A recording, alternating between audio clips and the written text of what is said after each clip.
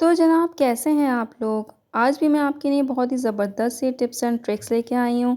ये tips and tricks हमारी daily life में बहुत ज़्यादा यूज़ होने वाली हैं। तो आपने वीडियो को एंड तक देखना है और सारी चीज़ें आप लोगों ने समझना है कि किस तरीके से इस्तेमाल होती हैं। तो चलें हम अपनी वीडियो को स्टार्ट करते हैं। सबसे पहले मैंने आपको आज जब हम फ्राइज़ बनाते हैं बच्चों के लिए तो उसकी टिप देनी है। जब भी आप फ्राइज़ बनाएँ बहुत ज़्यादा तेज़ ऑयल में आपने फ्राइज़ को फ्राई करना है। जो ऑयल जो है वो गर्म नहीं हुआ होता उसमें आप फ्राइज़ डालेंगे तो आपके फ्राइज़ बिल्कुल मज़े के नहीं बनेंगे और ना ही जो है वो बहुत ज़्यादा क्रिस्पी होंगे। तो ऑयल को बहुत ज़्यादा तेज़ गर्म करना है ताकि जो हमारा जो फ्राइज़ है हमारे क्रिस्पी भी बने और जब निकालें आप तो उसको इस तरह स्ट्रेनर में निकालें ताकि ऑयल जो है वो सारा नीचे स्टेन हो जाए। ये बहुत ही ज़बरदस्त सी ट्रिक है और ये लाज़मी पता होना चाहिए कि किस तरीके से हमारे बाज़ार जैसे फ्राइज़ बनने चाहिए ताकि बच्चों को भी पसंद आएँ। तो आपने नेक्स्ट टाइम अपने तेज़ ऑयल में जो है ना डालना है। नेक्स्ट टिप मैं लेके आई हूँ बादाम का तेल। बादाम का तेल आप लोगों को बहुत अच्छी तरह पता है, इतने फ़ायदे हैं बादाम के तेल के, मैं तो लाज़मी अपने घर में ये रखती हूँ।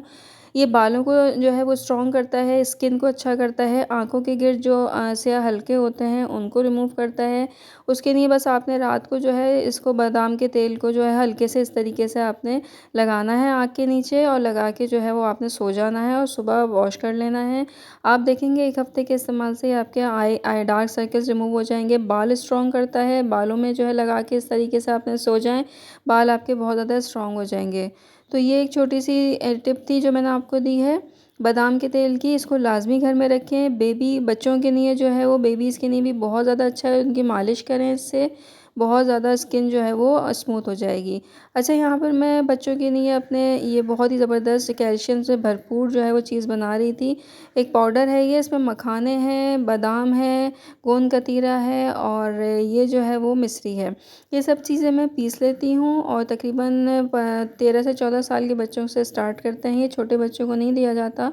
तो इन सबको पीस के पाउडर बना लें और 1 गिलास दूध के साथ बच्चियों को लाज़मी दें ताकि उनकी हड्डियाँ मज़बूत हों और उनमें कैल्शियम की कमी जो है वो पूरी हो सके। और यहाँ पे नेक्स्ट टिप जो मैं आपको दे रही हूँ ये बर्तन से रिलेटेड है। अब जब भी बर्तन धोएं तो इस तरीके का एक आपने बास्केट लेनी है और उसके नीचे इस तरीके की ट्रे लगानी है ताकि जो भी पानी गिरे वो ट्रे में गिरे और बास्केट जो है वो बर्तन हमारे इजीली उसमें रखे जा सकें। अगर आप नीचे ट्रे वगैरह कुछ नहीं लगाएंगे तो पानी गिरता रहेगा और सब बाहर की तरफ आएगा जो कि बहुत गंदा लगता है। और नेक्स्ट टिप जो है छोलों से रिलेटेड है। छोले तो हम लोग लाज़मी खाते हैं और उसको जब बॉयल करते हैं तो उसमें आपने थोड़ा-सा मीठा सोडा डालना है। मीठा सोडा डालने से ये होगा छोले बहुत जल्दी भी बॉयल होंगे और बहुत अच्छे बॉयल होंगे। बहुत नरम-नरम से छोले बॉयल होंगे, गले हुए सख्त नहीं रहेंगे। ये मीठा सोडा आपने लाज़मी ऐड करना है इसके लिए ताकि छोले जो हैं हमारे बहुत अच्छे से और जल्दी बॉयल हों। ये भी एक ज़बरदस्त सी टिप थी जो मुझे आपको देनी थी। और नेक्स्ट टिप जो है आज मैं इस्त्री से रिलेटेड लेकर आई हूँ। इस्त्री का आपको पता है हमारी घरों में अक्सर इस तरीके की काली हो जाती है, तो आपने परेशान नहीं होना, बस पैनाडोल की 2 गोलियाँ इसके लिए कारआमद हैं। पैनाडोल की गोलियाँ आपने गरम इस्त्री पे इस तरीके से रगड़नी है। याद रहे इस्त्री ठंडी नहीं होनी चाहिए, तेज़ गरम होनी चाहिए।